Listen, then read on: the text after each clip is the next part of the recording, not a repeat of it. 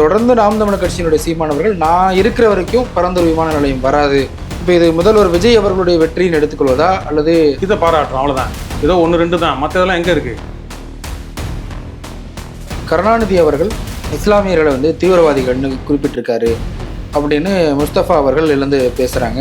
முஸ்லிம் தீவிரவாதி என்று 5 முறை பேசினவர்கள் இந்த திமுக காரர்கள் என்பதை இந்த இடத்தில் நான் சொல்ல கடமைப்பட்டிருக்கின்றேன். ஆதாரங்களை என்னிடம் காட்டியிருக்கிறார், அவை குறிப்பிலும் இருக்கிறது. அதையெல்லாம் நான் வெளியிட விரும்பவில்லை, விவாதிக்க விரும்பவில்லை. முஸ்தபா அவர்களை வந்து நான் இப்போ காணொலியில் ஒன்று பார்த்ததில்ல, அழுகிறார், தேம்பி அழுகிறார். இல்லை நான் அதனால பாதிக்கப்பட்டிருக்கேன் அப்படிங்கிறாரு. சரி, பாதிக்கப்பட்டிருக்கிறேன், தேம்பி அழுகிறது. விஜய் காலில் போய் மண்டிட்டு அழு, சரியா? ஒரு போராளி சீமானை கொச்சைப்படுத்துறதுக்கு ஃபுல்லாக போட்டுக்கிட்டு நீனும் இந்த இப்ராஹிம் ராவுத்தர்னு ஒருத்தன் காங்கிரஸ்லேருந்து உங்கள் கட்சிக்கு வந்துடுறவனும் வந்து நாம் தமிழர் கட்சியை பிணம்ன்றான். அந்த ஆள் 15 வருஷமாக ஒன்று அப்படியே ஜெயிக்காமல் இருக்கு, வெற்றி பெறாமல் இருக்கனால பிணம்ன்றார். இப்போ பல செல்வகுமார் அவர்கள் கூட பேசும்போது கர்நாடகாவில் நீங்கள் ஏன் காவிரிக்கு எதிராக உக்கிரமான போராட்டங்கள் எடுக்க மாட்டேங்கிறீங்க, அந்த நடிகை தான் காரணமா அப்படின்னு ஒரு இதை அவர் பேசுகிறாரு. அதுக்கு அதே இடத்துல இடுமோனம் கார்த்தியும் கொந்தளிச்சு மறுப்பு தெரிவிக்கிறாரு. ஆனால் தொடர்ந்து தாவிகா வந்து திமுகவை எதிர்ப்பதை விட நாம் தமிழர் ஏன் எதிர்க்கிறாங்க? நாங்கள் தான் எதிர்கட்சின்னு ஆக்டிவாக இருக்கிறோம்னு புரிஞ்சுக்கிறாங்க. உங்கள் அண்ணியை பற்றி பேசினா மட்டும் தான் உங்களுக்கு கோவம். அது வந்து ஒரு மேடையில் அந்த பல செல்வகுமார்னு பேசுறானே, அவருக்கு அறிவு வேணாம்.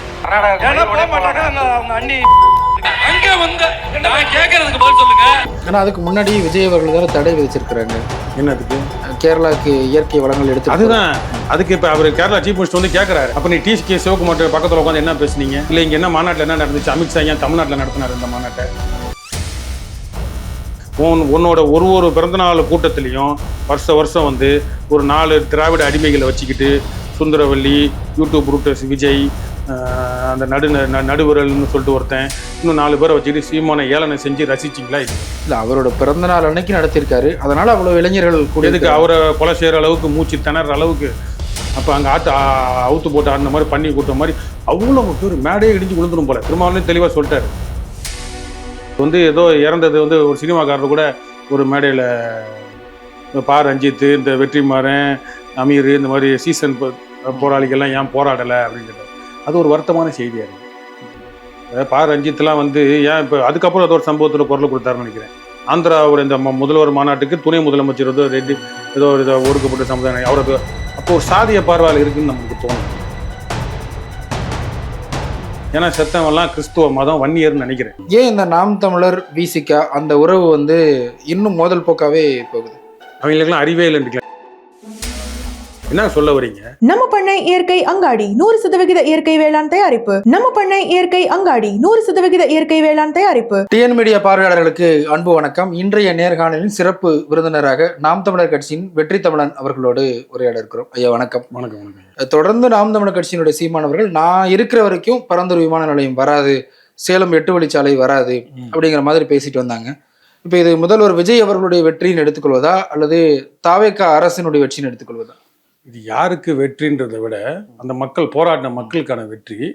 இதை அறிவித்த விஜய்க்கு நன்றி சொல்லணும். அதில் வந்து நம்ம நல்லது செஞ்சால் பாராட்டி தான் ஆகணும். ஏன்னா இவர் வந்து இப்போ இந்த மேகமலை மக்களை அப்புறப்படுத்துறது, மலைவாழ் மக்களை, இந்த மாதிரி பல பிரச்சனைகளுக்கு வந்து அரசு சரிவர நடவடிக்கை எடுக்காமல் முடிவெடுக்க முடியாமல் திணறப்ப இவர் முதல்ல களம் கண்டது பரந்தூர் தான். களத்துக்கு நேராக போய் அரசியல் கட்சி ஆரம்பித்து நேரடியாக மக்கள்கிட்ட போய் ஒரு களம் கண்டது பரந்தூர் விமான நிலைய வானூர்தி நிலைய போராட்டம் தான். அதை ஏதோ ஒரு வகையில் முடிச்சு வச்சிருக்காரு. அந்த மக்களுக்கு அந்த இயற்கை 90% மேலே உள்ள இயற்கை வளங்கள் காக்கப்படுதுன்றப்ப அது ஒரு மகிழ்ச்சிகரமான செய்தி. அதுக்கான வாழ்த்துக்களை அவருக்கு நன்றியும் தெரிவிச்சுக்கிறோம். அதில் ஒன்றும் பிரச்சனை இல்லை. இதில் யாருக்கு வெற்றி கிரெடிட் போனால் நம்மளுக்கு என்ன? ஆனால் திமுக தொடர்ந்து இதனால் 10 வருஷம் தமிழ்நாடு பின்னோக்கி போயிடும், வளர்ச்சி திட்டங்கள் பாதிக்கப்படும்.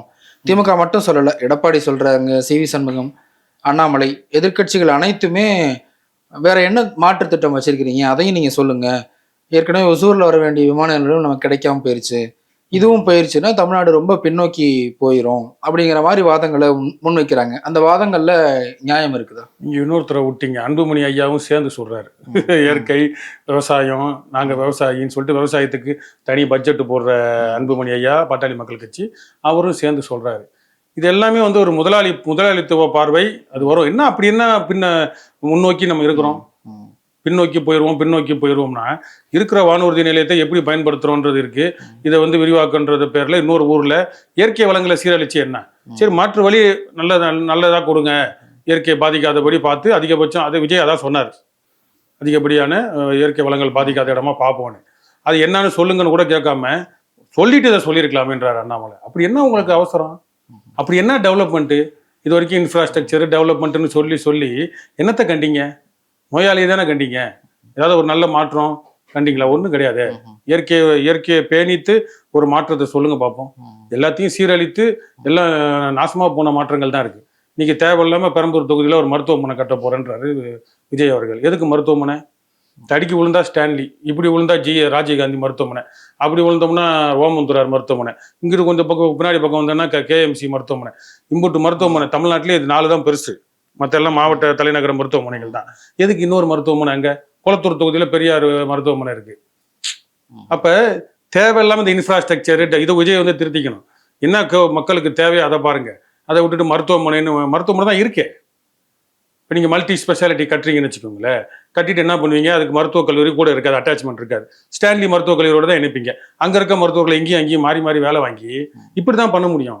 எதுக்கு அந்த உங்கள் பேர் கல்வெட்டு மருத்துவமனை பெருசு? இப்போ கலைஞர் சூப்பர் ஸ்பெஷாலிட்டி மருத்துவமனைன்னு சொல்லிட்டு தென் சென்னையில் ஒன்று இருக்குது, சிறப்பு மருத்துவமனைன்னு. அந்த சிறப்பு மருத்துவமனை வந்து ஓமந்துராரோட அதோட அட்டாச்மெண்ட், அவ்வளோதான். அது எங்கே மருத்துவக் கல்லூரி இருக்கோ அதோட சேர்ந்து தான். இது சும்மா அதுக்கு வந்து செஞ்சி மாவட்டம்னா இந்த திருவண்ணாமலை மாவட்டம், செஞ்சி, அதுக்குள்ளே இருக்கிற வந்தவாசி, இந்த மாதிரி இருக்க டவுனு இல்லை மாவட்டத்தில் கட்டுங்க. மக்கள் வட மாவட்டங்கள் இருக்கும் ரொம்ப கஷ்டப்படுறாங்க.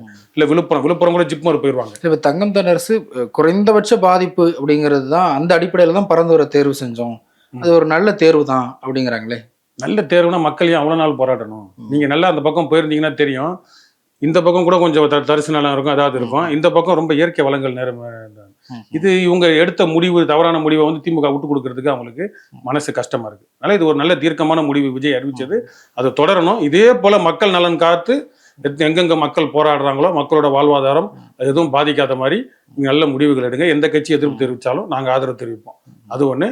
இந்த மருத்துவமனை போன்ற தேவையில்லாத வெற்றி விளம்பரங்கள், தேவையான மாவட்டங்கள், வறண்ட மாவட்டங்கள், ராமநாதபுரம், திருவண்ணாமலை, விழுப்புரம், செஞ்சி, இது போன்ற மாவட்டங்களில் நீங்கள் இப்போ பண்ணுங்க, நல்லாயிருக்கும். அதே போல் சட்டசபையில் தொடர்ந்து பல்வேறு விஷயங்கள் பேசுபொருளாக மாறுது. குறிப்பாக கருணாநிதி அவர்கள் இஸ்லாமியர்களை வந்து தீவிரவாதிகள்னு குறிப்பிட்டிருக்காரு அப்படின்னு முஸ்தபா அவர்கள் எழுந்து பேசுகிறாங்க. அதை ஒட்டி தாஹீரா அவர்களும் பேசுகிறாங்க. முஸ்தபா அவர்கள் போய் சபாநாயகர்கிட்ட அந்த ஆதாரத்தை காட்டுறாங்க. அதற்குள்ள எதிர்த்தரப்புல திமுகவினர், திமுக கூட்டணி கட்சியில் இருக்கக்கூடிய தமிம் அன்சாரி போன்றவரெல்லாம் பொங்கி எழுந்து அதை நீங்க பேச வேண்டிய அவசியம் கிடையாது, அப்படி ஆதாரம் கிடையாது, அப்படி ஆதாரமே இருந்தா கூட இந்நேரத்துல நீங்க இப்ப அதை நீங்க பேச வேண்டிய அவசியம் என்ன, இப்படி பல கேள்விகளை எழுப்புறாங்க. அது எப்படி புரிஞ்சுக்கிறது? நம்ம இப்போ முஸ்தபா அவர்களை வந்து நான் இப்போ காணொலியில் ஒன்று பார்த்ததில்ல, அழுகிறாரு, தேம்பி அழுகிறாரு. இல்லை, நான் அதனால பாதிக்கப்பட்டிருக்கேன் அப்படிங்கிறாரு. பாதிக்கப்பட்டிருக்கிறேன். வாய்க்கு மூச்சுக்கு பேச்சுக்கு ஒரு கருத்தியல் இல்லாமல், ஒரு மூளை இல்லாமல், அறிவு இல்லாமல் நாம் தமிழர் கட்சியை கொச்சையாக பேசுகிறதுக்கும், உங்கள் கட்சியோட சாதனைகள் என்னன்னு சொல்ல தெரியாததுக்கும், 41 பேரை உயிரை காவு வாங்கினப்போ கூட அதுக்கு முட்டு கொடுத்த ஒரே பாவி, குல்லா போட்ட பாவி, மதத்தை கொச்சப்படுத்தலை, குல்லா போட்ட பாவி அவர் முஸ்தபா அவர்கள். ஏன் அதை நான் ரொம்ப மூர்க்கமாக சொல்கிறேன் அப்படின்னா, இவ்வளோ தூரம் தேம்பி அழுகிறிய சீமான் ஒருத்தர் தான் வந்து இஸ்லாமிய சிறை கைதிகளை, நீண்ட நாட்கள் சிறையில் இருப்பவர்களை, குற்றம் நிரூபிக்கப்பட்டு ஆயுட்காலம் அந்த முடிந்த பிறகு இருப்பவர்களை, விசாரணை கைதிகளாக இருப்பவர்களை விடுதலை செய்யணும்னு அவங்க குடும்பங்களோட போய் அவங்க இன்ப துன்பங்களில் பங்கேற்று அவங்க வீட்டு சாவுகளுக்கு, அந்த சிறையிலே இறந்து வந்த இஸ்லாமிய பிணங்கள், போராளிகளின் பிணங்களுக்கு போய் மரியாதை செஞ்சவன் சீமான். சரியா? அப்படி இருக்கிறப்ப அவரை கொச்சைக்கு நீ குல்லா போட்டுட்டு கொச்சப்படுத்துறி, அப்போ உனக்கு கேவலம் அல்ல? உங்க விஜய் போய் பார்க்க சொல்லு, இஸ்லாமிய கைதிகளை விடுவிப்பாரா? பேசும்போது சிறுபான்மையினர் முழுக்க தாவேக்காவை ஆதரிச்சிருக்காங்க, விஜய் அவர்களை ஆதரிச்சிருக்காங்க, அதை வச்சுதான் நாங்க ஆட்சிக்கு வந்திருக்கோம் அப்படின்னு. சரி, வந்துட்டீங்களா? இப்ப பண்ண முடியுமா உங்களால? உங்க விஜயால அவர் முதலமைச்சரை போய் இஸ்லாமிய கைதிகளை விடுதலை செய்யறோம், இது நீண்ட நாட்கள் அவங்க சிறை தண்டனை முடிஞ்சும் இருக்கிறவங்க, அது போக விசாரணை கைதியாக இருக்கிறவங்க நாங்க விடுதலை செய்யறோம்னு உங்களால சட்டம் ஏற்றி அவங்களை விடுதலை செய்ய முடியுமா? அந்த தைரியம் இருக்கா? தேம்பி அழுறது விஜய் காலில் போய் மண்டிட்டு அழு. சரியா? ஒரு போராளி சீமானை கொச்சைப்படுத்துறதுக்கு குல்லா போட்டுக்கிட்டு நீனும் இந்த இப்ராஹிம் ராவுத்தர்னு ஒருத்தன் காங்கிரஸ்லேருந்து உங்கள் கட்சிக்கு வந்துடுறவனு வந்து நாம் தமிழர் கட்சியை பிணம்ன்றான். அந்த ஆள் 15 வருஷமா ஒன்றும் அப்படியே ஜெயிக்காம இருக்கு, வெற்றி பெறாமல் இருக்கனால பிணம்ன்றாரு. போராளிகள், இஸ்லாமிய போராளிகளோ இல்லை கைதிகளோ சிறையிலிருந்து செத்து பிணமா வரப்ப அந்த பிணத்தை பார்த்தவர் சீமான் இறுதி ஊர்வலத்துக்கு பல கட்சிகள் எதிர்ப்பு தெரிவிச்சும் தீவிரவாதின்னு சொல்லியும் கருணாநிதி அங்கே இஸ்லாமிய தீவிரவாதின்னு சொன்னது உங்களுக்கு குத்துதுன்னா இன்னும் எத்தனை பேர் வந்து வெளிப்படையா இஸ்லாமிய தீவிரவாதியா பார்த்துட்டு இருக்கிறான். அதெல்லாம் ஒட்டச்சி அந்த ஸ்டிக்மா எல்லாத்தையும் அந்த ஊர்வல இருக்க கெட்ட பேர்லாம் ஒட்டச்சி சாவுக்கு போய் நின்றார்ல சீமானு. அவரை பார்த்து 2 பேரும் குல்லா போட்டுட்டு கேலி செய்றீங்களே, நீங்க உண்மையான முஸ்லீமா நீங்களா, இஸ்லாமியரா? விஜயை செய்ய சொல்லிட்டு அதுக்கப்புறம் சீமானை பத்தி பேசுங்க. இஸ்லாமிய கைதிகளை விடுதலை செய்ய சொல்லுங்க. நீண்ட நாட்கள் அந்த அவங்களோட சிறை தண்டனை முடிஞ்சு இருக்கிறவங்க, விசாரணை கைதிகளா இருக்கிறவங்க, பல ஆண்டுகள் 30 வருடங்களுக்கு மேல சிறையில் இருக்கிறவங்களை விடுதலை செய்ய சொல்லுங்க. அதுக்கப்புறம் 2 பேரும் குல்லா போட்டு விஜயை புகழ்ந்து பேசுங்க.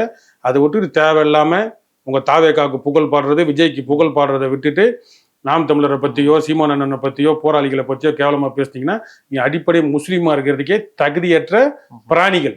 இந்த 2 பிராணிகளை பத்தி சொல்றேன். ஆனா அவங்க வந்து முன்னாள் முதல்வர் கலைஞர் கருணாநிதி அவர்களால நாங்க பாதிக்கப்பட்டோம், அவர் அந்த வார்த்தையை பயன்படுத்தினார் அப்படிங்கிறது அவங்க மேலதானே அவரு ஆதங்கத்தை முன்வைக்கிறாரு. இப்ப இருக்கிறாங்களே சிறையில, இப்ப விஜய் செய்ய சொல்லுங்களேன், பாராட்டுவோன்றேன். பரந்தூருக்கு பாராட்டுறோம்ல, பரந்தூருக்கு பாராட்டுறோம். யார் எதிர்ப்பு தெரிவிக்கிறாங்க? இல்ல எல்லாம் முதலாளித்துவத்துக்கு அதிகாரத்துக்கு அப்படிதான் அண்ணாமலையா இருந்தானே, அன்புமணியா இருந்தானே அப்படித்தானே இருக்கிறாங்க. இதையும் செய்ய சொல்லுங்களேன், சிறை கைதிகளை விடுதலை சொல்லி நாங்க பாராட்டுறோம். இஸ்லாமிய சமுதாயம் உங்களுக்கு என்றென்றும் நன்றி உள்ளதா இருக்கும்ல. பல பேர் அவங்க சிறையிலே வாழ்க்கையை கழிக்கிறாங்கல்ல. அப்ப அதெல்லாம் மீட்டெடுங்க. இல்ல குற்றம் நிரூபிக்கப்பட்ட கைதிகள்னா மன்னிப்பு, இவ்வளவு நாள் சிறையில் தந்துட்டாங்க, மன்னிப்பு வாங்கிட்டு விடுதலை செய்யுங்க. அவங்கள பார்வையில் வைங்க. ரொம்ப சந்தேகமா இருந்து அவங்க பெரிய திருட்டு மோசமானவங்கன்னு அரசாங்கம் பதிவு வச்சிருந்துச்சு அப்படின்னா அது அவங்க மேல ஒரு பார்வையா வச்சு அவங்களை விடுதலை செய்யுங்க. உங்களுக்குன்னா உழவு பார்க்க தெரியாதா, வேவு பார்க்க தெரியாதா? இப்ப பரந்தூர்ல வந்து விமான நிலையம் கட்டக்கூடாது அப்படின்னு நாம் தமிழர் கட்சி போராட்டம் நடத்திருக்கு, மக்களோட நின்றுக்கிறீங்க. நீங்க சொன்னது தாவேக்கா அரசு இன்னைக்கு செஞ்சிருக்கு, அப்படி கூட எடுத்துக்கலாம், நல்லது. ஆனா தொடர்ந்து தாவேக்கா நாம் தமிழரை ஃபோக்கஸ் பண்றாங்க, நாம் தமிழர் கட்சி தாவேக்காவை ஃபோக்கஸ் பண்றாங்க. சமீபத்தில் கூட இடும்பவனம் கார்த்தி கலந்துகிட்ட ஒரு நிகழ்ச்சியில அது ஒரு கைகலப்பு, ஒரு வாக்குவாதமா, ஒரு சலசலப்பை, ஒரு தனியார் நினைச்சிருக்கிறதும் அது ஒரு சலசலப்பை உண்டாக்கி இருக்குது. அப்படி என்ன பர்சனல் வெஞ்சன்ஸ் நாம் தமிழருக்கும் தாவேக்காவுக்கும்? பர்சனல் வெஞ்சன்ஸ் இல்லையே, இது வந்து அரசியல் போராட்டம். இந்த போராட்டத்தை அவங்க செஞ்சு முடிச்சு நாங்க எல்லாரும் போராடினப்ப நாம் தமிழர் தான் போராடிச்சு. தாவேக்கா விஜய் வந்து போனார், அவர் கட்சி ஆரம்பிச்ச புதுசுல வந்து போனார் போராடு. அவங்க கட்சி எல்லா பெரிய பெரிய போராட்டம் எல்லாம் முன்னெடுத்ததுல ஒரு தடவை வந்து போனாரு. அந்த நிலைப்பாடு பரந்தூர்ல வானூர்தி நிலையம் வரக்கூடாதுன்றதுல தெளிவா இருந்தார். அவ்வளவுதான். அதை வந்து நிறைவேற்றி கொடுத்துருக்கிறாரு. அதுக்கு நன்றி. அது விஜய் செஞ்சானே, வேற யாரும் செஞ்சானே, நம்ம அதை நன்றி தெரிவிக்கிறோம். இது வந்து அநாகரிகமான செயல். கருத்தியல் இருந்தா தானே வாய் வழியா வரும், அறிவு இருந்தா தானே பேச வரும். என்ன சாக்கடை இருந்தா சாக்கடை தானே வாயில வரும். அப்ப இவங்களுக்கு வந்து நாஞ்சில் சம்பத்தா இருக்கட்டும், இந்த பல செல்வகுமார்னு ஒருத்தர் இருக்கிறாரு, அவர் திமுக வந்து போனாருன்றாங்க தெரியல. இது போன்ற பிறவிகள் என்ன பண்றாங்க அப்படின்னா அவங்களுக்கு 100 நாள் சாதனையை சொல்லுங்க அப்படின்றப்ப அது எதுவும் இல்லாதனால அவங்க வந்து தேவையில்லாத வதந்திகளை கிளப்பி விட்டு ஒரு கொச்சையான வார்த்தைகளை பேசி வேற ஏதாவது தனி மனித வாழ்க்கையை பேசி இப்ப நாஞ்சில் சம்பத் வந்து நாம் தமிழர் கட்சிக்கு அரசியல் எதிர்காலமே இல்லை, இன்னும் கொஞ்சம் கடுமையான வார்த்தைகளை பயன்படுத்தி நாம் தமிழர் கட்சி ஒண்ணுமே இல்லை, ஒழிச்சிட்டோம் அப்படிங்கிற மாதிரி அவர் சொல்றாரு. மதிமுக சொல்றாரு, நாம் தமிழர் கட்சியும் அவர் சொல்றாரு. அவர் ஸ்டேட்மெண்ட் எப்படி நீங்க புரிஞ்சுக்கிறீங்க? இப்ப மதிமுக தாவேக்கா கூட்டணியில தானே இருக்கு. அப்ப விஜய் கிட்ட போய் சொல்லுங்க. அவர் ஸ்டேட்மெண்ட்டை பொருட்டை எடுத்துக்க முடியாதுங்க. அங்க என்ன பிரச்சனை வந்துச்சு அப்படின்னா, அந்த நிகழ்ச்சிக்கு நான் போயிருந்தேன். அந்த தனியார் இதில் போனப்போ நாஞ்சில் சம்பத் ஐயா வந்து அடுத்ததாக தாவேக்கா நாஞ்சில் சம்பத் பேசுவார்னு நடுவர் சொன்னப்ப அவர் எந்திரிச்சு போறப்ப திமுக காரங்கன்னு நினைக்கிறேன் பின்னாடி உட்காந்துருந்தாங்க, ஏய் இவர் போன வாரம் நம்ம கட்சியில இருந்தாரா, இன்னொருத்தர் அதுக்கு முந்தின மாசம் இந்த கட்சியில இருந்தாரா, இவர் வைகோவோட போர்வாள்டா, இன்னொருத்தர் இந்த பக்கம் சத்தம், இவர் வந்து இனோவா சம்பத்ரா. இதுக்கெல்லாம் போய் சொல்ல முடியுமா அவரால்? வாடகை வாயால, நார வாயால, இந்த வார்த்தையெல்லாம் கொச்சை நினைக்காதீங்க. அதை விட மோசமான வாய் அது. எல்லாரையும் அவன் இவன் ஒருமையில பேசுற வாய். எடப்பாடி இருக்கிறான், சீமான் ஒருவன் அப்படின்னு ஒரு மாதிரியா பேசுற வாய். காசு கொடுத்தா என்ன வேணா பேசுவார்.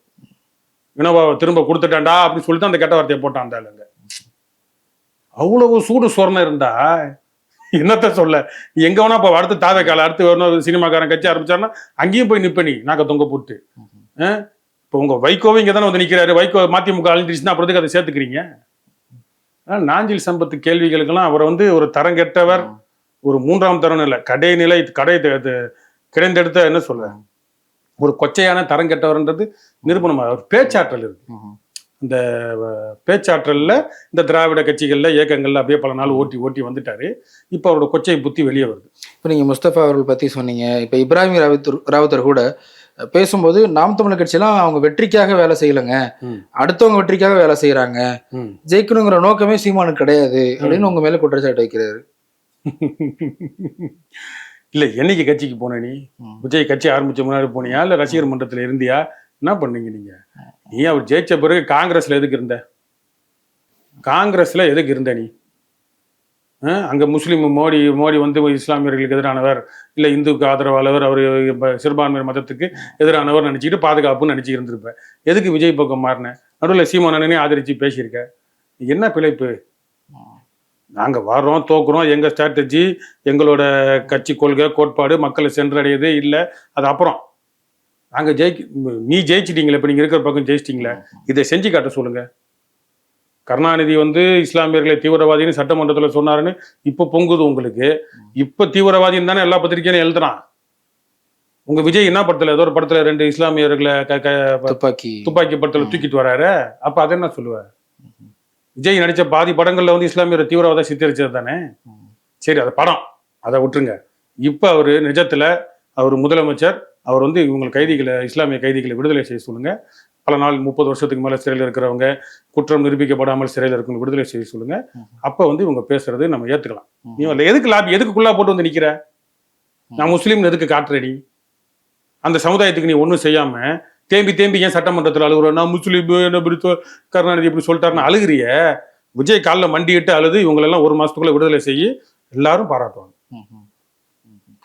ஆனா தொடர்ந்து தாவேக்காவினர் வந்து நாம் தமிழர் கட்சியை பல்வேறு பொது இடங்கள்ல, இப்ப பல செல்வகுமார் அவர்கள் கூட பேசும்போது, கர்நாடகாவில் நீங்க ஏன் காவிரிக்கு எதிராக உக்கிரமான போராட்டங்கள் எடுக்க மாட்டேங்கிறீங்க, அந்த நடிகை தான் காரணமா அப்படின்னு ஒரு இதை அவர் பேசுறாரு. அதுக்கு அதே இடத்துல இடுமோனம் கார்த்தியும் கொந்தளிச்சு மறுப்பு தெரிவிக்கிறாரு. ஆனா தொடர்ந்து தாவிகா வந்து திமுகவை எதிர்ப்பதை விட நாம் தமிழர் ஏன் எதிர்க்கிறாங்க? நாங்க தான் எதிர்கட்சின்னு ஆக்டிவா இருக்கிறோம்னு புரிஞ்சுக்க வேண்டியதான். இல்ல, அவங்க கருத்தியல் ரீதியாக எதிர்த்தாங்கன்னா பிரச்சனை இல்லைங்க. பல செல்வகுமாரா இருக்கட்டும், இந்த நாரவாயி நாஞ்சில் சம்பத்தா இருக்கட்டும், யாராவனா இருக்கட்டும், கருத்தியல் என்ன இருக்கு, கருத்து என்ன இருக்கு, இல்ல அவங்க செயல் திட்டங்கள் என்ன இருக்குன்னு தானே இருக்கு. இப்ப நம்மளுக்கு அந்த தமிழ் தாய் வாழ்த்த ஒன்றிய அரசு புறக்கணிக்கிறப்ப அதை முதல்ல பாடணும்னு சட்டமன்றத்தில் தீர்மானம் நிறைவேற்றினாங்க. அதை நடைமுறைப்படுத்த முடியல, அதுக்கு பாராட்டு தெரிவித்தோம். அதுக்கடுத்து இப்போ பரந்தூர் வானூர்தி நிலையம் அதை வந்து நிறுத்தி இதை பாராட்டுறோம். அவ்வளோதான். ஏதோ 1-2 தான், மற்றதெல்லாம் எங்கே இருக்கு? நீ வந்து நீங்கள் வேணும்னா கர்நாடகாவுக்கு போயிட்டு 100 யானையோட போயிட்டு 1000-10,000 யானையோட போயிட்டு அடின்னு, ஏன்னா பைத்தியக்காரனே. இப்போ உங்கள் போலீஸ் என்னடா பண்ணும்? உங்கள் முதலமைச்சர் கையில் வச்சிருக்க போலீஸ் என்ன பண்ணும்? 10,000 யானை இல்லை, 30,000 யானை குதிரைப்படையோட கூட நாங்கள் போகிறோம். உங்கள் போலீஸ் என்ன பண்ணும்? விட்டுட்டு வேடிக்கை பார்க்குமா தமிழ்நாடு எல்லையில்? ஒரு கேவலமான செய்தா இல்லை? அண்ணின்ற யார் அண்ணி? குடியரசு சுதந்திர தினத்தில் வந்து வரிசையில் பச்சை சேலை கட்டியா, பச்சை தானே, பச்சை இல்லை, ஆரஞ்சு காவி சேலை கட்டிட்டு உட்காந்துச்சு, அது யாரு? அது யாரு? இதை பேசுனா அப்ப அதை பேசுவாங்கல்ல. தனி மனித வாழ்க்கையில என்ன பிரச்சனையோ அதை பேசுங்கடானா, அதை விடுங்கடா, அரசியல் பேசுங்கடானா. நீ வந்து அண்ணி இருக்கிறாங்கன்னா யாரு அண்ணின்னு அந்த மாதிரி திரும்ப செருப்பால கழட்டி அடிச்ச மாதிரி அடிச்சிருச்சு. உனக்கு கருத்து இருந்தா கருத்தா மோத அவங்கள அப்படின்னு சொல்லிருச்சு. அதனால இவங்க எல்லாருமே, இந்த இப்ராஹிம் ரவுத்தர் வந்து பிணம்னு சொன்னது, இவர் பல செல்வகுமார்ன்ற ஒரு பெரிய அறிவாளி நினைச்சுக்கிட்டு இதை பேசுறது, அடுத்தது வந்து நாரவாயி நாஞ்சில் சம்பத்து பல இடத்துல பிழைப்பு நடத்திட்டு போனவர், வேற யார் இருக்காங்க தகுதி வாய்ந்து பேசுறதுக்கு? சபாநாயகர் உள்ள இருக்கனால ஜெயஸ்ரீ பிரபாகர் ஒரு நேர்மையான ஆள் மாதிரி தெரிகிறார் நம்மளுக்கு. மற்றபடி அவங்க கட்சியில வேற யாரு நல்ல பேச்சாளர்கள் இல்ல பிறரை மதித்து பேச தகுதி படைத்தவர்கள்னு எனக்கு இன்ன வரைக்கும் கண்ணில் படலை. ஆனா விஜய் அவர்கள் என்கிட்ட ஒரு 3 ஃபைல் இருக்கு, அந்த ஃபைலை எப்போ ஓபன் பண்ணுவேங்கிறது தெரியும், உண்மையாவே அந்த ஃபைல் இருக்கு அப்படின்னு விஜய் அவர்கள் சொல்றாங்க. நடவடிக்கை எடுப்பேன். ஊழலுக்கு எதிராக ஒரு சிறப்பான ஆட்சியை தானே செய்யறாங்க. எப்போ திறப்பாங்களாம்? இது வந்து எல்லாருமே கேட்குற கேள்விதான். நீ என்ன பூச்சாண்டி காட்டுறியா, இல்ல மிரட்டுறியா, இல்ல பேரம் பேசுறியா அப்படின்ற மாதிரி நடவடிக்கை எடுங்களே. ஜெயலலிதா அவர்கள் வந்து 2வது முறையோ 3வது முறையோ திரும்ப வரப்ப என்ன பண்ணாங்கன்னா, திமுக அமைச்சர்கள் செய்த ஊழலை வந்து பட்டியலிட்டுட்டு நில அபகரிப்பு சட்டம்னு ஒரு புதுசாக கொண்டு வந்தாங்க. கொண்டு வந்து KN நேரு, இந்த பொன்முடி எல்லாரையும் பிடிச்சி ஜெயிலில் போட்டாங்க. ஏன்னா அவங்க அவ்வளோ ஆக்கிரமிப்பு, திமுக வந்து அமைச்சராக இருக்கிறப்ப தமிழ்நாடு முழுக்க அவங்களோட அட்டூழியத்தை பார்த்துட்டு மக்கள் கொந்தளிச்சு தான் அதிமுக ஓட்டு போட்டாங்க. அப்போ வந்தோடனே நடவடிக்கை எடுத்தாங்க. அதுபோல் நடவடிக்கை எடு. நீ போய் அந்த உங்கள் அண்ணியை பற்றி பேசணுன்னே போய் அனிதா ராதாகிருஷ்ணனை கைது பண்ணுறது, எதிர்க்கட்சி உதயநிதி ஸ்டாலின் தலைவர் அவரை கைது பண்ணுறது, இதுக்கெல்லாம் பண்ண முடிஞ்ச உனக்கு ஊழல் வழக்கு ஆதாரத்தோட அனிதா ராதாகிருஷ்ணனை பிடிச்சி உள்ள போடு, ஊழல் வழக்கில் ஆதாரத்தோட கே என் நேருவை பிடிச்சி உள்ள போடு, ஊழல் வழக்கு ஆதாரத்தோட ஸ்டாலினை பிடிச்சி உள்ள போடு, மக்கள்கிட்ட சொல்லு, நீதிமன்றத்தில் போய் அவங்க பெயில் கிடைக்காத அளவுக்கு அவங்கள ஆதாரத்தோட பிடிச்சி உள்ள போடு. அப்போ வந்து நீ வந்து ஊழலுக்கு எதிராக இருக்கிற, நல்ல சட்ட ரீதியாக நடவடிக்கை எடுக்கணும்னு அர்த்தம். உங்க அண்ணியை பத்தி பேசினா மட்டும் தான் உங்களுக்கு கோவம் வருமா? அதை வந்து ஒரு மேடையில் அந்த பல செல்வகுமார்னு பேசுறானே, அவருக்கு அறிவு வேணா? 100 நாள் சாதனை அது என்னன்னு சொல்லிட்டு போ. 10,000 யானைகளோட போனா இப்போ எத்தனை யானை இருக்கு இங்க கணக்கெடுப்புல? உன் அறிவுக்கே வருவோமே. நீங்க புடிங்கிட்டு இருப்பீங்களா உங்க தாவேகா மாவட்ட செயலாளர், மண்டல செயலாளர், ஒன்றிய செயலாளர்லாம் வந்து புசியானதெல்லாம் வந்து த்ரிஷாவை பத்தி பேசினா மட்டும்தான் போராடுறதுக்கு கிளம்புவீங்க. வேற என்ன நீங்க பண்ண வேண்டியதானே? என்ன இதுக்கு தென்மண்டல மாநில முதல்வர்கள் மாநாடு எத்தனை நாளைக்கு முன்னாடி மக்களுக்கு தெரியும்? தென்மண்டல மாநில முதல்வர்கள் மாநாடு எத்தனை நாளைக்கு முன்னாடி தமிழ்நாட்டு மக்களுக்கு தெரியும்? ஒரு நாளைக்கு முன்னாடின்னு நினைக்கிறேன். டி.கே. சிவகுமார் இங்க வந்து போறாரு, எந்த எதிர்ப்பும் இல்லாம 3 தமிழர்களை சுட்டு கொன்றப்ப திமுறா நாங்க நடவடிக்கை எடுத்துக்கிறோம்னு தமிழ்நாட்டில் இருக்க அரசியல் தலைவர்கள் அமைதியா இருங்கன்னு திமுறா பேசினவன் இங்க வந்து போறாரு. அவருக்கு காங்கிரஸ்காரன் பதாகா வைக்கிறான். இப்போ ஒன்றும் வேணாம், நீ காவேரி பிரச்சனைக்கு போய் வலிஞ்சிக்கிட்டு போய் நான் வரேன் கர்நாடகாக்குன்னு சொன்னா வரக்கூடாதுன்னு சொல்லிட்டாரு டி.கே. சிவகுமார். நீ ஒரு அடுத்த மாசம் கிளம்பி கர்நாடகாவுக்கு எதிர்ப்பு இல்லாம கருப்பு கொடி இல்லாம போயிட்டு வா பார்ப்போம். இங்க எல்லாரையும் உட்கார வச்சு அமித்ஷா உட்கார வச்சு கேரளா சீஃப் மினிஸ்டர் மலையை உடச்சு கொடுங்கன்னு சொல்லிட்டு பூங்கொத்து கொடுத்துட்டு போறாரு, சீக்கிரமா நல்ல முடிவு எடுங்கன்னு.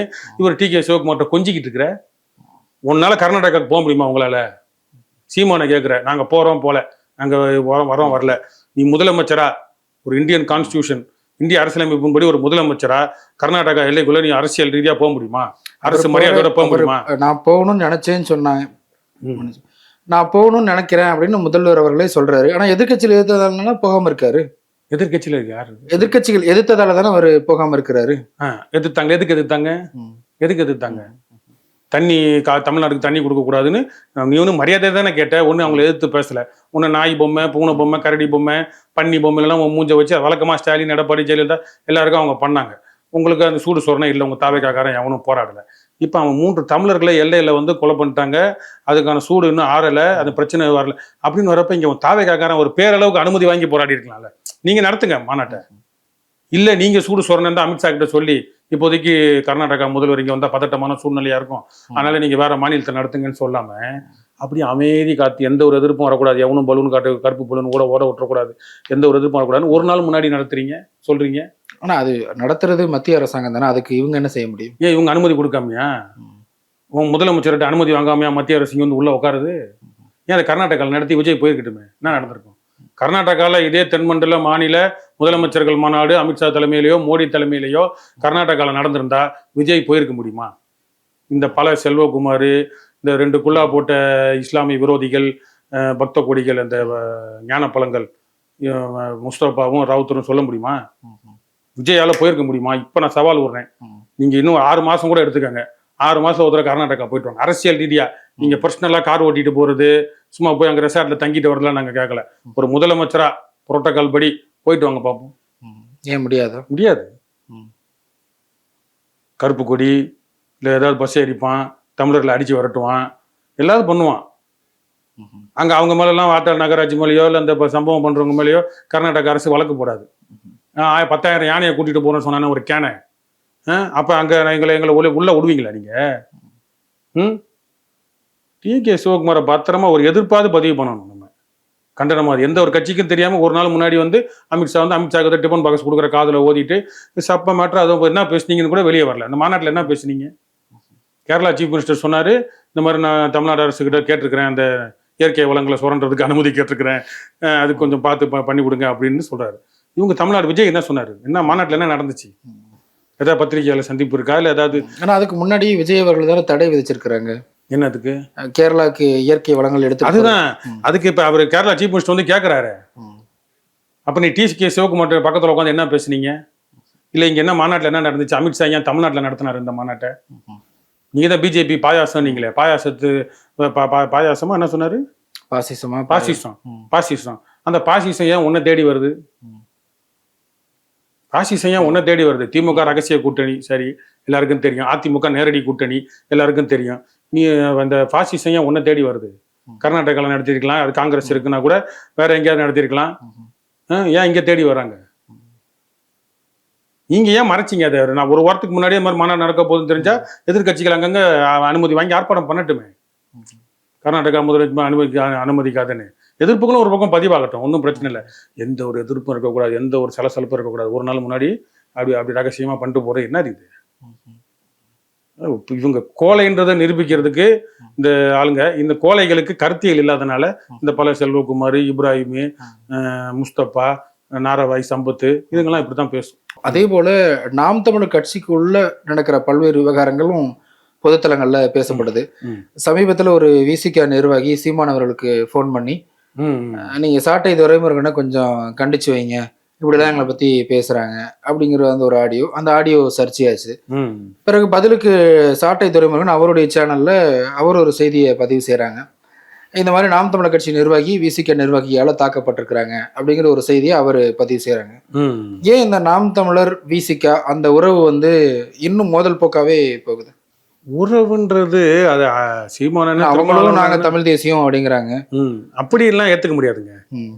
சும்மா தமிழ் தேசியம்னா மாநாடை பாத்தீங்களா இல்லையா? உங்களுக்கு என்ன தோணுது?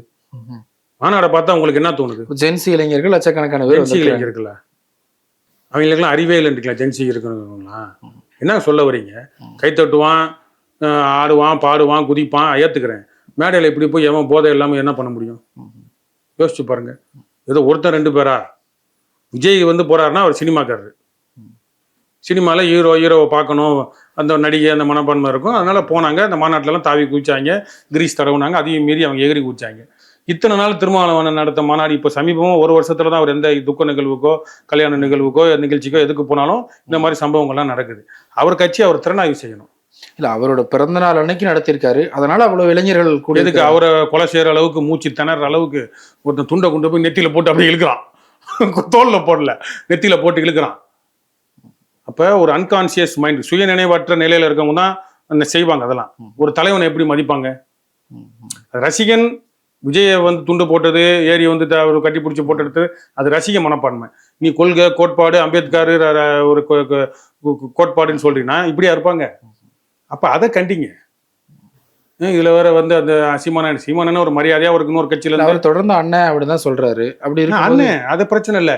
மாநாட்டுல குறை இருக்குல்லங்க. நீங்க மட்டும் என்ன புடுங்கின, பாஜக கூட்டணி வேணாம், காங்கிரஸ் வேணாம் பேசுனியா? புடுங்கினேன்னு பேசுனேன். உன்னோட ஒரு பிறந்தநாள் கூட்டத்திலையும் வருஷம் வந்து ஒரு 4 திராவிட அடிமைகளை வச்சுக்கிட்டு, சுந்தரவல்லி, யூடியூப் ரூட்டர்ஸ் விஜய், அந்த நடுவரல்னு சொல்லிட்டு ஒருத்தன், இன்னும் 4 பேரை வச்சுக்கிட்டு சீமானை ஏளனை செஞ்சு ரசிச்சிங்களா இல்லையா? நாம் தமிழர் கட்சியை, தமிழ் தேசியத்தை ஏளனை செஞ்சு ரசிச்சிங்களா இல்லையா? சாட்டை துரைமுருகன் பேச்சில் சாதிய பார்வை இருக்கான். இதெல்லாம் எங்க போய் சொல்ல நான்? என்ன சாதிய பார்வை இருக்கு? அப்ப அங்க அவுத்து போட்டு ஆடின மாதிரி, பண்ணி கூட்ட மாதிரி அவ்வளவு பேர் மேடையே இடிஞ்சு விழுந்துடும் போல. திருமாவளவன் தெளிவா சொல்லிட்டாரு, இன்னும் கொஞ்ச நேரம் இருந்தா கரூரை விட மோசமா நடந்திருக்கும் அப்படின்னு சொல்லிட்டாரு.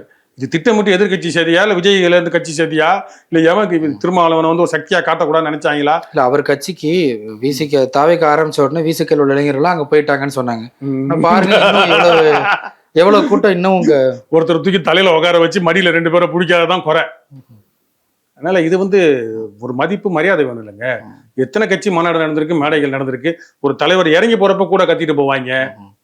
அவ்வளவு ஒரு மாஸ் லீடரா திரும்ப வர்றாரு, அப்படி எடுத்துக்கலாம்ல. அதனால நீங்க வந்து குறைகளை சொன்னா, இப்ப நாம் தமிழரை ஓம் தமிழர்னு நக்கல் பண்ணாரு வன்னியரசு. நம்ம ஒரு மரியாதைக்கு வயசுல மூத்தவர் அண்ணன் கட்சி வச்சிருக்கிறாரு அப்படின்னு மரியாதையா சொல்றது தான். ஆனா வம்புழுத்துறது, நாம் தமிழரை அசிங்கப்படுத்தினது, கேவலப்படுத்தினது, திமுகவுக்கு முட்டு கொடுத்து ரொம்ப கொச்சையான அரசியல் பண்ணதெல்லாம் விடுதலை சிறுத்தையோட வரலாறு தான் அது. சரி, அதனால அது அவங்களோட பார்வை. அவங்க திருத்தி மாநாடு நல்லா நடந்தா நம்ம நாங்கள் பாராட்ட தானங்க போறோம். கட்சி அவர் பிறந்தநாள் வந்து சிறப்பாக போன முறைலாம் இண்டோர் நினைக்கிறேன், உள்ளரங்கு நினைக்கிறேன். இப்போதான் வெளியரங்கு மாநாடு மாதிரி போட்டுக்கிறாரு. உள்ளரங்குனால இந்த சேட்டைகள் அவ்வளவா நடக்கல. வெளியரங்கு போட்டோன்னே என்னமோ எனக்கு தெரிஞ்சு தாவேக்கால இருந்தோ ஆதவர்ஜி நம்ம ஆளுங்க ஆள் அனுப்பி விட்டுருப்பாங்க போல. திரும்ப வளரக்கூடாதுன்னு நினைச்சு கூட்டமா போய் காசை கொடுத்து அதை வேற ஏதாவது கொடுத்து அனுப்பி விட்டுருப்பாங்கன்னு எனக்கு தோணும். உண்மையா இருக்க வாய்ப்பு இல்லை, தெரியல நம்மளுக்கு. இவ்வளவு போய் மேடையில போய் அடிச்சு அவரை பாவம் மூச்சு விட முடியல. அந்த ஆளால ஒருத்தன் டவலை எடுத்து இப்படி சுத்தி விஜய் கட்சியில தூக்கி எறிவாங்கல்ல, போய் அவர் கழுத்துல போட்டாலும் பரவாயில்ல, அவரை நெத்தியில போட்டு அப்படி இழுக்கிறான். அவருக்கு இருக்கிற வயசுக்கு அவர் தடுமாறி விட்டா என்னத்துக்காகும்? இது ஒரு தலைவன் கீழே விழுன்னு யாரும் எதிர்பார்ப்பாங்களா? புரியுதா உங்களுக்கு? ரசிகர் மனப்பான்மை வேற, அவன் வந்து எப்படியாவது தொட்டா போதும், கிள்னா போதும், ஃபேண்ட்டை இழுத்தா போதும்னு இருப்பான். அப்படின்றப்ப இது வந்து அவங்க கட்சி திருத்திக் கொள்ள வேண்டியது, திருமாவளவனை யோசிக்க வேண்டியது. அதை விட்டுட்டு நாம் தமிழர் சரியில்லை, சாட்டை துரைமுருகன் வந்து சாதிய பார்வைன்னு சொல்லிட்டு நீங்க திரும்ப பிற்போக்கா போனா அது நல்லா இருக்காதுன்னு தான் நினைக்கிறேன். இது அம்பேத்கருக்கு செய்யற ஒரு பெரிய துரோகமா தான் இருக்கும். சில வாரங்களுக்கு முன்பு கர்நாடகாவில் ஒரு 3 தமிழர்கள் வந்து கர்நாடக வனத்துறையால படுகொலை செய்யப்பட்டிருந்தாங்க. அவர்களுடைய பிரேத பரிசோதனை அறிக்கையை வச்சு இன்றைக்கு சட்டப்பேரவையில உதயநிதி எதிர்க்கட்சி தலைவர் உதயநிதி ஸ்டாலின் அவர்கள் பல்வேறு கேள்விகளை எழுப்பியிருக்கிறாங்க. அவர் பேசும் பொழுது ரொம்ப அருகாமையில் வச்சு சுட்டிருக்கிறாங்க. இது ஒரு திட்டமிட்ட ஒரு படுகொலை போல தெரியுது. தாவேக அரசு இதுல கூடுதல் கவனம் செலுத்தணும், இது வரைக்கும் செலுத்தலை அப்படிங்கிற ஒரு குற்றச்சாட்டை முன்வைக்கிறாங்க. நீங்க எப்படி பார்க்குறீங்க? ஆமா, இது வரைக்கும் செலுத்தலைன்றதுக்கான அடையாளம் இப்போ வந்து கேரளா முதலமைச்சர் வந்து இந்த தென்மண்டல மாநில முதல்வர்கள் மாநாட்டில் தமிழ்நாடு முதலமைச்சரை சந்திச்சு நான் வந்து இந்த இயற்கை வளங்களை வந்து சுரண்டுறதுக்கு அங்கே சீக்கிரம் அனுமதி கொடுங்க, இடைக்கால தடையை நீக்குங்கன்னு சொல்லியிருக்கிறாரு. நல்ல முடிவு வரும் காத்திருக்கிறேன்னு சொன்னாருன்னா, டி.கே. சிவகுமார்கிட்ட இது சம்பந்தமா நீங்க பேசுனீங்களா? என்ன நடவடிக்கை எடுத்திருக்கிறீங்க, என்ன பண்ணியிருக்கீங்கன்னு? இல்லை உள்துறை அமைச்சர், ஒன்றிய அரசின் உள்துறை அமைச்சர் அமித்ஷா அவர்களிடம் ஏதாவது காட்டமாக பேசுனீங்களா? எங்கள் தமிழர்கள் உயிரை வந்து இந்த மாதிரி கொண்டிருக்கிறாங்களே, என்ன நடவடிக்கை எடுக்கிறீங்கன்னு? இதை வந்து ஒன்றிய அரசு சிபிஐயோ இல்லை வேற ஏதாவது ஆணையமோ, இந்த என்ஐஏன்னு சொல்லிட்டு ஒன்று வெட்டியா ஒன்று இருக்கே, அந்த அவங்க விசாரிக்குமா?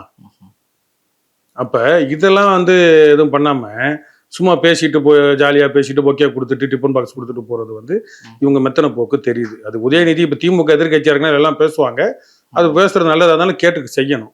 இப்போ எதுக்கோ பொறுப்பு அமைச்சர் நீங்கள் தான் வந்து காவல்துறைக்கு பொறுப்புன்றப்ப தமிழர்கள் அங்கே இறந்தவங்களுக்கு வந்து நீங்கள் அதை சிறப்பு பார்வையாக எடுத்துக்கிட்டு ஒன்றிய அரசு என்ன நடவடிக்கை எடுக்கிறாங்கன்றத, கர்நாடக அரசு என்ன நடவடிக்கை எடுக்குன்னு ஒன்றிய அரசுக்கிட்ட அழுத்தம் கொடுக்க சொல்லி, அப்படி நடக்கலை அப்படின்னா ஒன்றிய அரசு விசாரணைக்கு உத்தரவிடணும். ஆனால் இப்போ இந்த போஸ்ட்மார்ட்டம் ரிப்போர்ட் வந்து ரொம்ப அதிர்ச்சிகரமான செய்திகள் அதில் வருது. ரொம்ப பக்கத்தில் வச்சு சுட்டிருக்கிறாங்க, இந்த ஷார்ட் கன் வச்சு சுட்டிருக்கிறாங்க, எல்லாருடைய விழா எலும்பும் உடைக்கப்பட்டிருக்கு. இதை பார்த்தா ஒரு பிளான்டு என்கவுண்டர் மாதிரி இருக்கு அப்படிங்கிறதா சந்தேகமா பார்க்கறதுக்கு வெற்றிமாறன் ஐயா படம் தான் ஞாபகம் வருது. விசாரணையா ஆந்திரா எல்லையில போய் மாட்டிக்கிட்டு இளைஞர்கள் எப்படி கஷ்டப்படுறாங்கன்றத வந்து காட்டுவாங்க, அதுதான் ஞாபகம் வருது. இது காவல்துறைன்றது எல்லா மாநிலத்திலையும் இல்லை அத்துமீறது இப்படி இருக்கும். இது நடவடிக்கை எடுக்கணும், உயிர்களை வந்து மதிக்காம இருக்கிறதுனால அவங்கள கைது செய்யணும், சிறையில் அடைக்கணும், இதெல்லாம் இருக்கு. இது கர்நாடக அரசு அவங்களை காப்பாற்ற தான் பார்ப்போம். இங்கே ஒரு பேச்சுமே இல்லையே. உதயநிதி இன்னைக்கு பேசுறாரு அப்படின்னா என்ன முதலமைச்சர் ஏதாவது பதில் கொடுத்தாரா?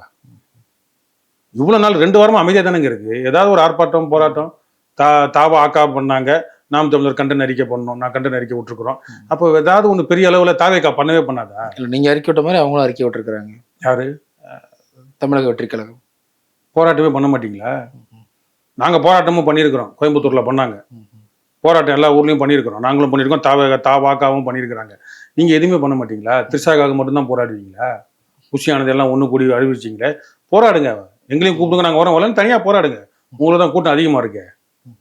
அதனால தயவு செய்து அது போராடுங்க. எதிர்ப்புக்கு வந்த நம்ம மக்கள் உயிரா நினைங்க. அது வந்து ஏதோ இறந்தது வந்து ஒரு சினிமாக்காரர் கூட ஒரு மேடையில் பா ரஞ்சித், இந்த வெற்றிமாறன், அமீர், இந்த மாதிரி சீசன் போராளிகள்லாம் ஏன் போராடலை அப்படின்னு கேட்டார். அது ஒரு வருத்தமான செய்தியா இருக்கு. பா ரஞ்சித்லாம் வந்து ஏன் இப்போ அதுக்கப்புறம் ஏதோ ஒரு சம்பவத்தில் குரல் கொடுத்தாருன்னு நினைக்கிறேன். ஆந்திராவோட இந்த முதல்வர் மாநாட்டுக்கு துணை முதலமைச்சர் ஏதோ ரெட்டி ஏதோ ஒரு ஒடுக்கப்பட்ட சமுதாயம் அவரை, அப்போ ஒரு சாதிய பார்வையில் இருக்குன்னு நம்மளுக்கு தோணுது இல்லை. ஏன்னா செத்தவெல்லாம் கிறிஸ்துவ மதம் வன்னியர்னு நினைக்கிறேன், உறுதியா தெரில. அவன் பலிகடா ஆயிட்டான். அவன் வன்னியரா இருந்தானா பறையரா இருந்தானே எந்த சமுதாயமா இருந்தானே ஏன் குரல் கொடுக்க மறுக்குது? விஜய் ஒரு பக்கம் கேட்காதது, அது கேட்பாங்களான்றது அப்புறம். இங்க இந்த பா ரஞ்சித் போன்ற போராளிகள் அப்ப செலக்டிவா போராடுறத போராளிகளும் நிறைய பேர் இருக்கிறாங்க. இதை எல்லாரும் சேர்ந்து அரசுக்கு அழுத்தம் கொடுக்கணும். விஜய் அவர்கள் இதை புரிஞ்சுக்கிட்டு இவர் வந்து ஒன்றிய அரசு அழுத்தம் கொடுத்து கர்நாடகாவை நடவடிக்கை எடுக்க வைக்கணும். அப்படி எடுக்கலைன்னா நீங்க காங்கிரஸ் கூட்டணியை கூட வச்சுக்கிட்டு வேடிக்கை பார்க்கறது வந்து அடுத்த தேர்தலில் இதை நாங்கள் தோல் உரிச்சு காட்டுவோம். பல்வேறு விஷயங்கள்ல உங்களுடைய கேள்விகளை முன் வச்சிருக்கிறீங்க. நிகழ்ச்சியில் பங்கெடுத்தமைக்கு மிக்க நன்றி. நன்றி.